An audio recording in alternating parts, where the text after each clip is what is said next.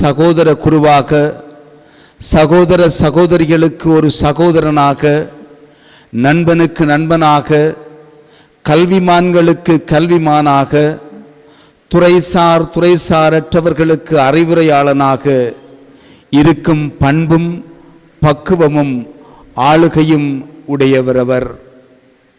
அவருக்கு எமது குழுமம் சார்பாகவும், துறவிகள் சார்பாகவும், பொதுநிலையினர் சார்பாகவும், நமது மறைமாவட்டம் சார்பாகவும் எனது நன்றிகளையும் செபம் நிறைந்த வாழ்த்துக்களையும் தெரிவிப்பதில் இந்த வேளையிலே பெருமை அடைகின்றேன்.